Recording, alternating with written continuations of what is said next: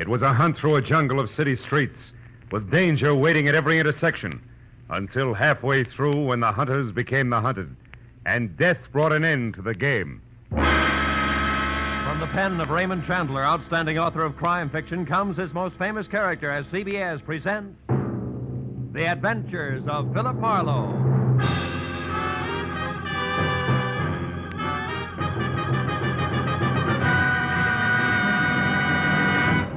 Now, with Gerald Moore, starred as Philip Marlowe, we bring you tonight's exciting story, The Grim Hunters. The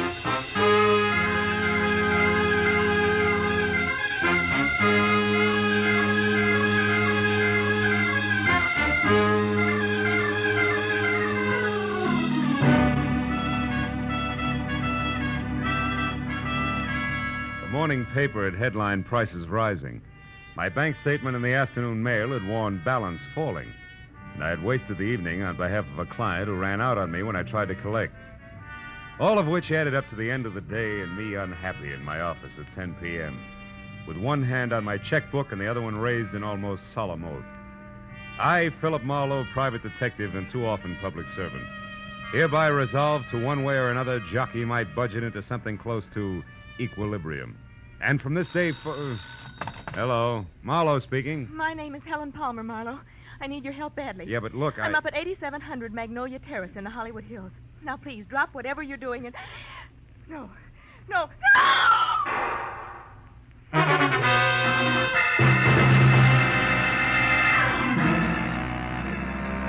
I must have let go of the phone, grabbed my hat and coat, opened and closed the office door, piled into my car outside, and raced up into the Hollywood Hills because the next thing I remember after Helen Palmer's scream was swinging off North Bronson Drive onto Magnolia Terrace. But a minute later, when I screeched to a stop away from number 8700, scrambled out from under the wheel and started on the run for the front door, I was no longer sure of anything. Because the house in question, a stock southern mansion complete with stable boy statue and a gravel driveway, which according to the book should have been as dark and as quiet as the inside of a coffin, was anything else but. And when I got to the oversized bronze door knocker and dropped it hard, I was beginning to doubt that I had the right address. Can I be of some assistance, sir? I don't know. I'm looking for a woman named Helen Palmer who called me at my office. Said she needed help. And a second after that, she... Screamed, huh? Tell me, sir, what is your name and occupation? In that order, Philip Marlowe, private detective. Good for Helen, good for Happy, aren't you? What's going on here? What is this? Why, it's a party, sir. A scavenger hunt. It looks like Helen Palmer's the winner. Now, wait a minute, laughing boy. I had a call that was interrupted by pistol shots, and I... All just part of the play, sir. Yeah, Helen Palmer had to bring back one private detective. Yeah, you see, Marlowe, each list, aside from the usual hard-to-find objects, had a human being on it. That's right. I had to bring back a Hoover vacuum cleaner salesman, and believe it or not, he's already sold our good host, Thaddeus Grover, the deluxe model. Yes, sir, he did it bad. You see, Mr. Marlowe, Helen Palmer wasn't permitted to actually hire you. That's why she had to pretend to be in trouble. With the net result that I nearly broke my neck getting up here. Mr. Grover, where is Miss Palmer? Well, I don't know for sure, Marlowe. She called just a bit ago and said that she only had to catch on to you and one other item and would be back after that. Which makes her the winner, Mr. Marlowe, because none of us did better than half our list. By the by, you don't happen to have the breech lock of a 57-millimeter anti-tank gun with you. At the moment, no. Nor do I have time for scavenger hunters. Not even when they most cordially invite you in for the finest serving of party-style Southern fried chicken imaginable? Come on, Mr. Marlowe. No, I'm sorry. Come on. Come on. It's delicious chicken. Well, okay, the chicken did it.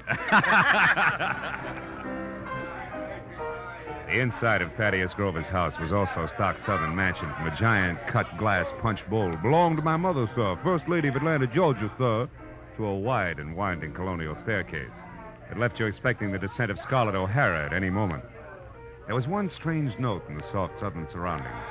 Piled 3 feet high in the middle of the room were the crazy quilt results of the evening scavenger hunt, including a wooden cigar store Indian, a pair of Hickok suspenders from the local fire chief, one red motorcycle, a stuffed owl, a set of antlers, and more. And behind all that, my counterparts, the bringing back alive items from each list. A streetcar conductor in uniform, a waiter bald and under 40, a school teacher red-headed and over 50. But I was the center of attention. But Thaddeus introduced one after another of the guests to the genuine, 100% non-shrinkable private detective. And now, Mr. Marlowe, sir, a very special friend of mine. At 31, sir, the president of Sample and Claiborne, best building contractors in the city of Los Angeles. Oh, that's so very interesting, Mr. Grover. Yeah, moreover, Mr. Marlowe, Sample made it right to the top in the past 2 years. Uh-huh. Yeah, ever since old Joshua Claiborne got killed falling off a scaffold. He did. Of course, between you and me and the gatepost, some folks say it was suicide. But... Oh, Larry, I'd like you to meet Mr. Marlowe, private detective. Mr. Marlowe, Larry Sample. How do you do? Hello, Mr. Marlowe. Glad you're with us. Thaddeus, has Rhonda called in yet? Last time I heard from her was when we split our list in two, and she headed out after a Latin American rumba team. Well, if she went after a boy, she'll bring her back. That's Rhonda Langley we're speaking of, Mr. Marlowe, Larry's lady friend. Oh? Nicest person I know. Except, of course, my fiancée, Helen. Helen is in Palma, my patron, Mr. Grover. Yes, sir, one and the same, sir. Well, we certainly have a lot of fun, even if we don't make much money, eh, Marlowe? Yeah, you certainly... Mr. Grover, did you say money? Most surely did, boy. You know, dollars and cents. Yes. Well, gentlemen, you'll excuse me, please, but I do have to run. Good night, Mr. Sample. Right. And Mr. Grover, sir, it's been a distinct pleasure, sir. I bid you goodbye, sir. Goodbye, sir. You're a card.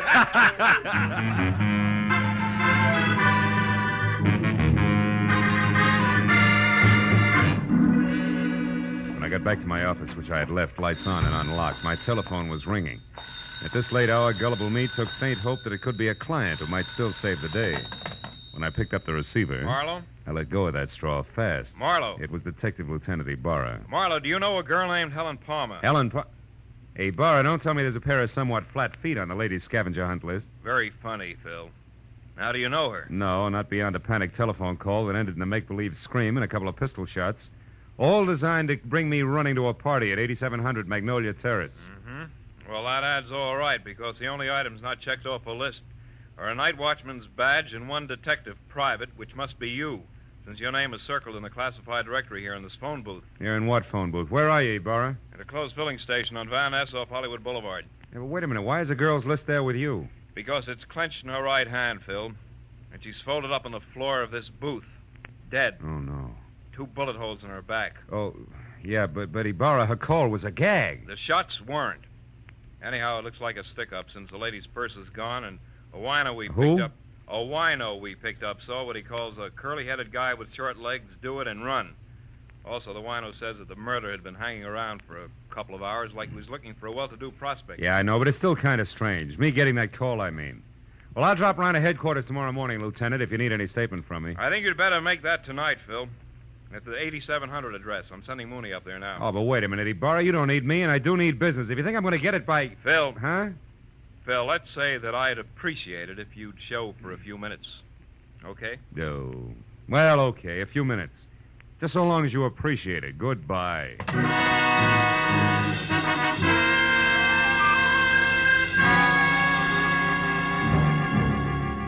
Driving back to Magnolia Terrace, I used Detective Lieutenant Ibarra as an oversized whipping boy for the day's disappointments.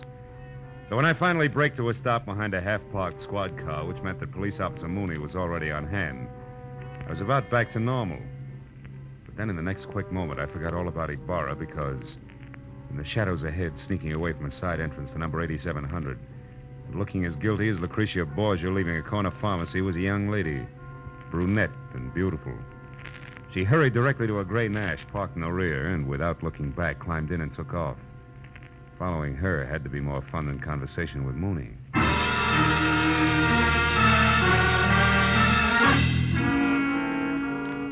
10 minutes later, the lady came to a stop in front of a dark, politely landscaped cottage on North Ogden Drive.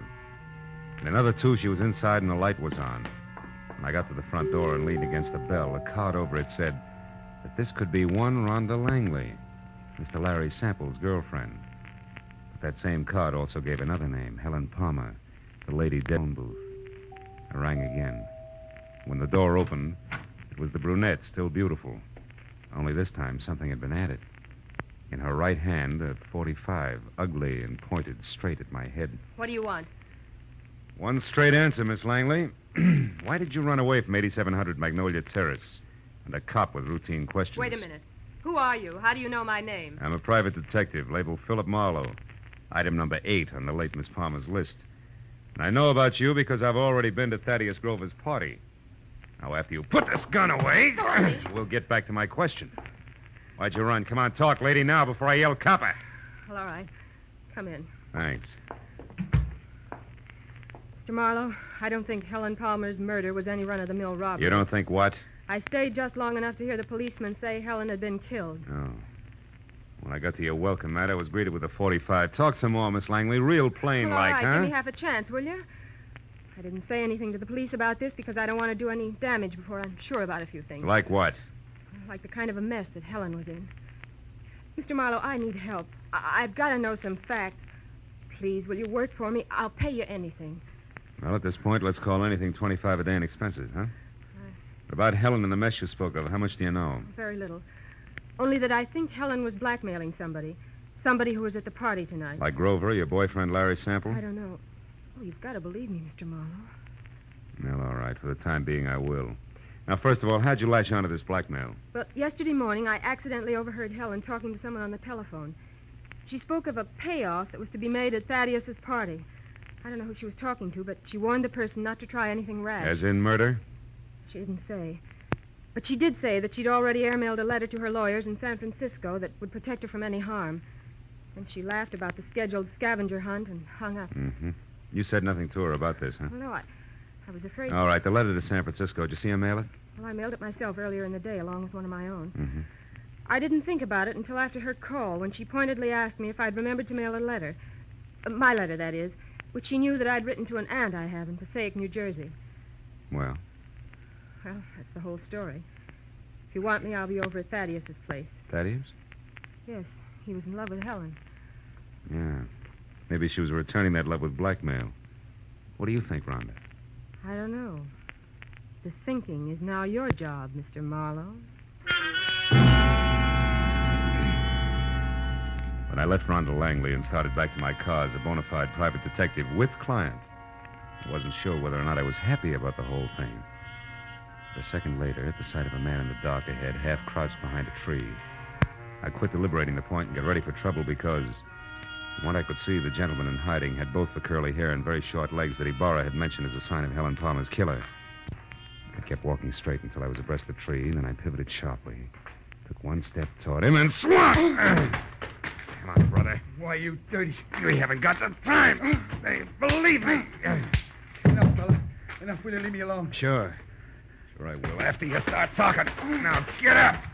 Okay. Okay, don't hit me again. I'll talk. I'll tell you everything. Hey, look there. No, don't! Oh, that lousy note.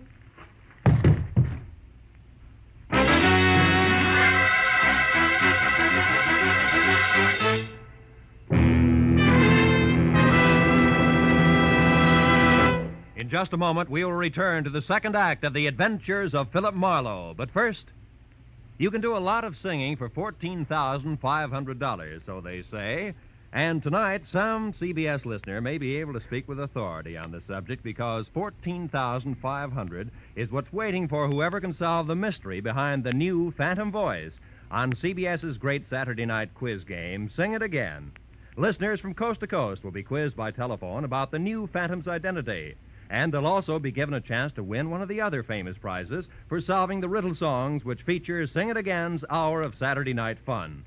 Here's Sing It Again on most of these same CBS network stations tonight and every Saturday night. Now, with our star, Gerald Moore, we return to the second act of Philip Marlowe and tonight's story, The Grim Hunters.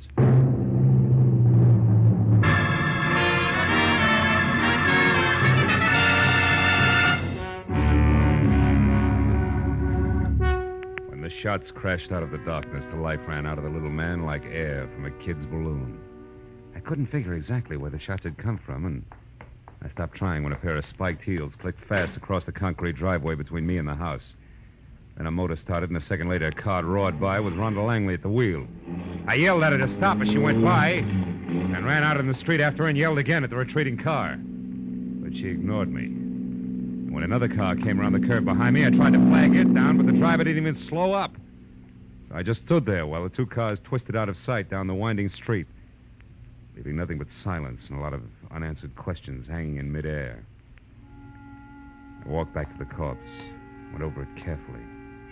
But there was no identification, nothing but a gun to indicate how he fitted into the screwy mosaic of murder, scavenging, and blackmail. I went inside to call Ibarra, and 5 minutes of tracers, relays, and busy signals went by before I finally got through to him with my news about Helen Palmer's killer. What? Where are you, Marlowe?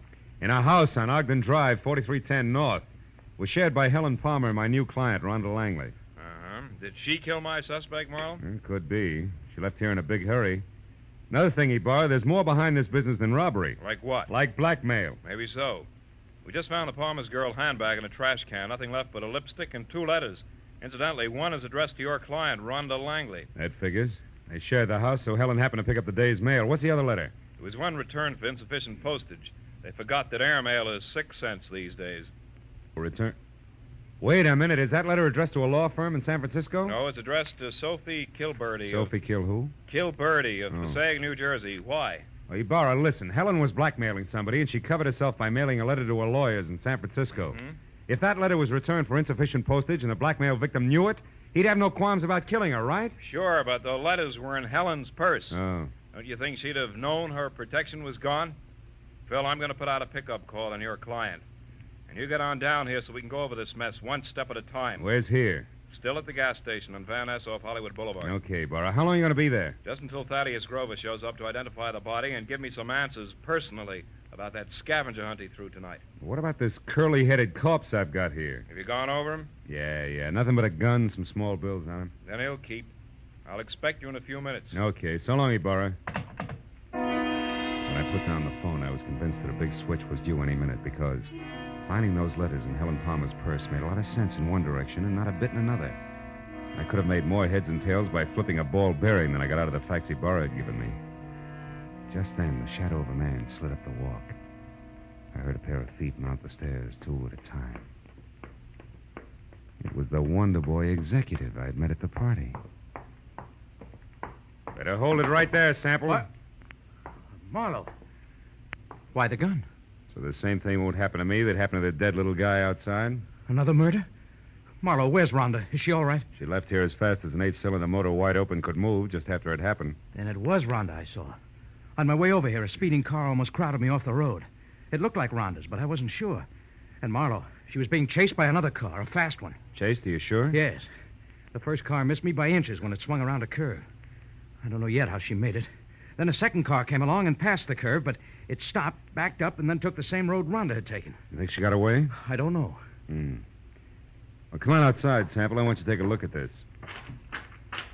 By the way, how long have you known Rhonda? About a year. Mm-hmm. She's a brilliant girl, Marlowe. Came out from the East, and I gave her a job as my secretary. She's more than that now, huh? I'm in love with her, if that's what you mean. Yeah. Oh, here it is. Well, Marlowe, I know this man. That's Nate Murdoch. He used to be a foreman with our firm. He left and went back to Atlanta right after Claiborne's death.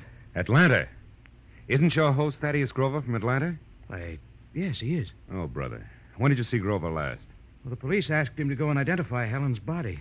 He left the party while the officer was still questioning the rest of us. Yeah, and on the way, he could have taken time off to drop by here, kill Murdoch, and make a try for Rhonda, too. Come on, let's get to the phone. But why, Marlowe? Good heavens, Grover's our friend. He and Helen were engaged to be married. All right, so it doesn't make sense. But his fiancée and his short friend from Atlanta are both dead. And Rhonda's burning the tires off a car to keep out of reach. Those are the facts. Will make sense later. I'll call Grover's place and hurry up. Yes. That's where she intended to go when she left here, to console him, no less. Scavenger hunt my Aunt Minnie. Hello? Hello, is Mr. Grover there? No? Well, has Miss Langley arrived yet? Oh, it's the maid, Marlowe. Mm-hmm. Rhonda had... What's that? She's coming up the walk now? Hold the line a minute, please. She just got there, Marlowe. What'll I tell her? Tell her to leave again. Tell her... No. Where do you live? 4406 Ardmore. All right. Tell her I said for her to wait outside in the back of the house until you can get over there to pick her up. Take her to your place, and I'll pin Grover down. Right. Where are you going now? See Lieutenant Ibarra, and I can get there faster than I can call him on the phone. Good luck, Sample.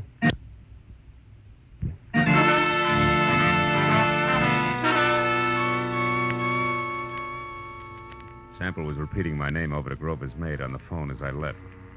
And a few minutes later, at the mobile gas station off Hollywood Boulevard, I found Ibarra looking sardonic in the blinking light from a flying red neon horse above his head as he flipped through a stack of papers on top of an oil drum. It's about time, Marlowe. Where's that client of yours? Now, wait a minute, Ibarra. I had her pegged all wrong. She's a pigeon. Has Thaddeus Grover been here yet? Just left. He's quite a character, that guy. You didn't let him get away alone? Yes, he was... What do you mean, get away? Ibarra, there's a big connection between Thaddeus Grover and Murdoch, the guy who killed Helen.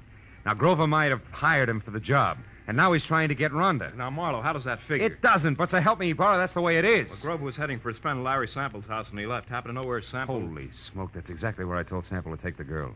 4406 Ardmore. Well, that's great, Marlowe. They'll all be together in one place. I'll pick up the whole crew and right now. You're going to pick up the pieces, you mean? You think there'll be a showdown? Any minute, Ibarra, it can't miss. Okay, so we'll take some firepower along. Hemigala, Gray, let's go. Come on, Phil. Now, look, Ibarra, maybe Sample hasn't gotten home with Rhonda yet. I'll go up to Grover's and try to head them off, okay? Okay, Marlowe. But if you get them before I do, bring them in, and no alibis. I'll see you.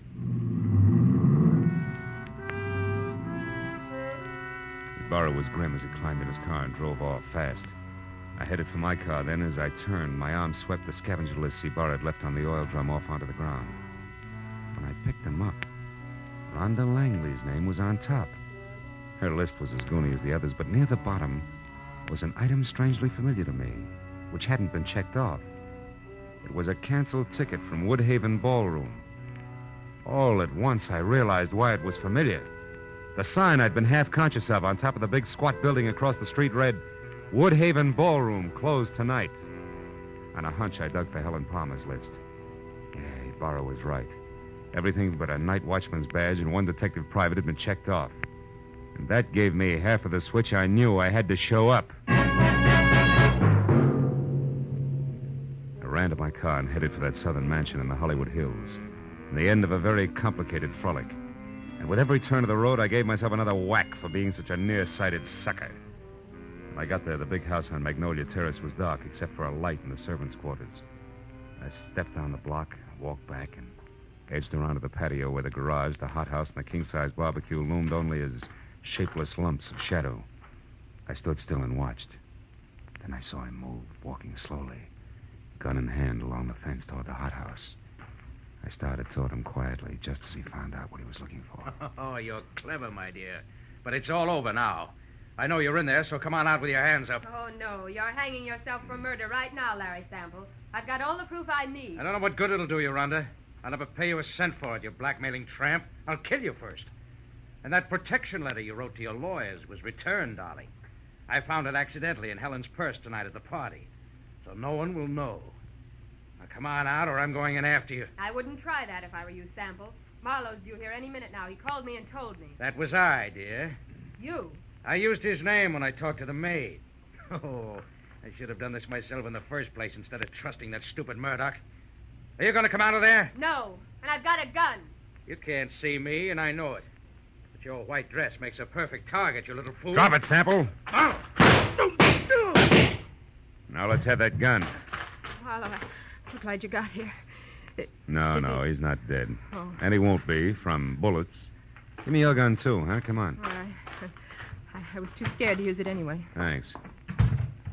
Now sit down and shut up. We're going to wait for Lieutenant Ibarra, then you're both going to the pokey. What? But... Listen, you, I don't go for blackmailers, male or female. Even the cute ones are ugly, lady. Very ugly. No, Phil, wait. You've got to understand something. 2 years ago, Larry Sample killed his partner, Joshua Claiborne. I knew it, but I couldn't prove it. So I pretended I could and blackmailed him. Don't you see, if he paid off or tried to kill me, that would be proof of his guilt. And he did, Marlowe. Mm-hmm. Why should you pull a stunt like that? I'm a divorcee, Marlowe. Langley is only my married name. Okay, so what? My maiden name was Claiborne. Claiborne? I'm Josh Claiborne's daughter. Oh. And I can prove that. Is that reason enough? Well, why didn't you level with me instead of labeling Helen a blackmailer? Helen was already dead, and I needed your help desperately. I thought I had to lie to get it. Okay? Yeah. Okay, baby.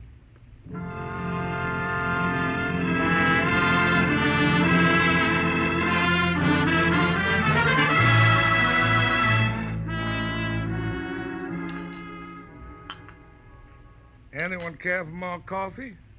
How about you, Lieutenant? Oh, no thanks, Mr. Grover. Well, Marlowe, you got it all to come out even anyway.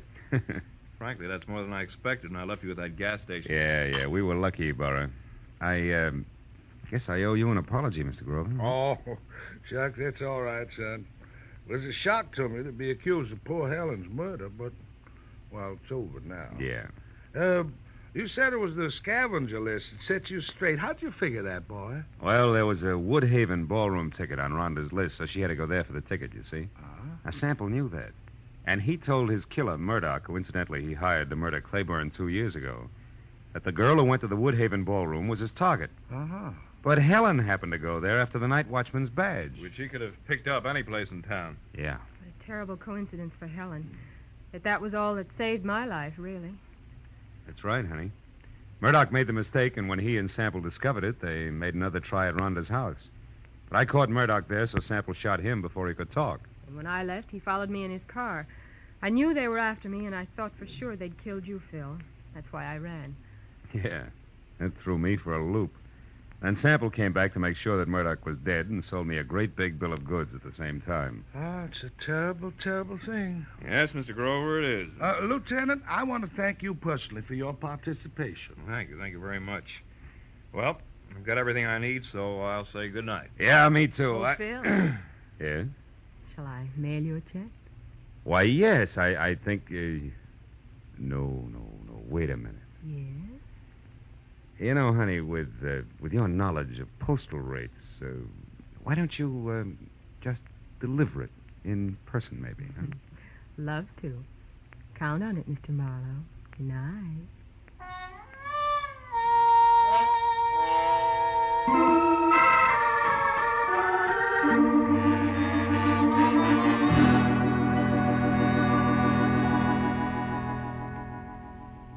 I drove down from the Hollywood Hills with a check warming my wallet and the echo of a soft invitation warming my imagination.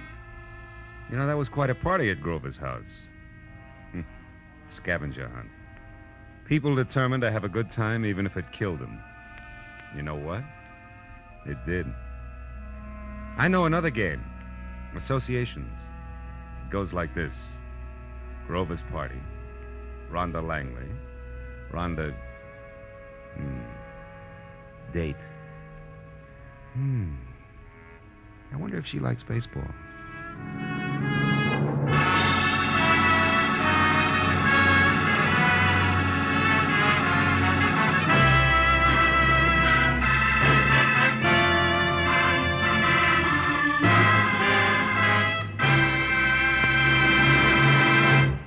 The Adventures of Philip Marlowe, created by Raymond Chandler, star Gerald Moore, and are produced and directed by Norman McDonald.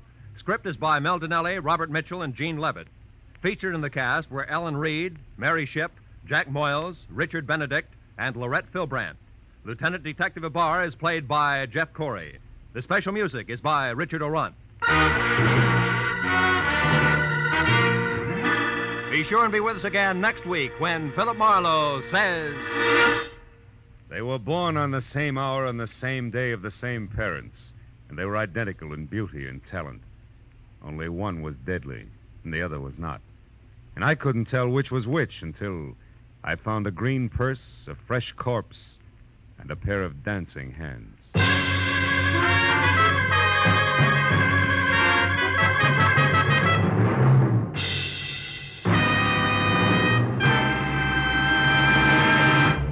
If you happened to miss Jack Benny's hilarious show last week featuring the Ronald Colemans, you missed the laugh treat of the year. But Jack will be back again tomorrow on these same CBS network stations with his entire gang, including Mary Livingston, Phil Harris, Rochester, Dennis Day, Don Wilson, and the Sportsman's Quartet. Invite some friends over. Sit back and enjoy the Jack Benny Show tomorrow. This is Roy Rowan speaking.